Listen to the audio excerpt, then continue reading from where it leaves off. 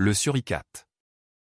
Le suricate, également connu sous le nom de sentinelle du désert, est un petit mammifère vivant dans les régions semi-arides d'Afrique australe.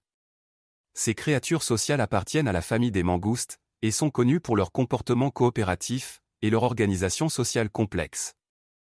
Les suricates vivent en colonies, généralement composées d'environ 20 individus, bien que certaines colonies puissent atteindre jusqu'à 50 membres.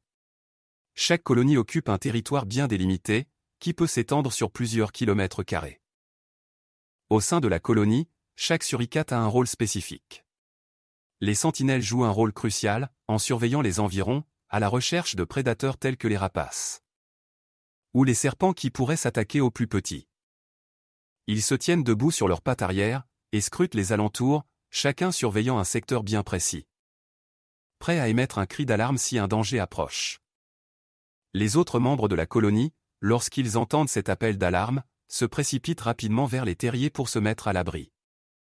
Les terriers des suricates sont des chefs-d'œuvre d'ingéniosité. Ils sont creusés dans le sol sablonneux et comportent de multiples entrées et chambres.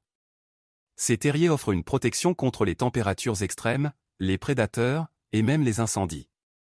Les suricates passent la majeure partie de la journée dans leurs terriers, sortant principalement le matin et le soir pour se nourrir et se déplacer. La principale source de nourriture des suricates est constituée d'insectes, tels que les scarabées, les araignées, les sauterelles et les scorpions. Ils peuvent manger aussi des racines. Ils peuvent également consommer de petits reptiles, des oiseaux et des œufs. Les suricates sont bien adaptés à la vie dans des environnements arides, car ils peuvent obtenir une grande partie de leur eau à partir de leur alimentation. Cependant, ils ont toujours besoin de boire de l'eau lorsque celle-ci est disponible. Leur reproduction est bien organisée. Les femelles donnent naissance à une portée de 2 à 4 petits, après une gestation d'environ 11 semaines. Les petits sont aveugles, et sans défense à la naissance, mais ils grandissent rapidement, et commencent à sortir du terrier après environ 3 semaines.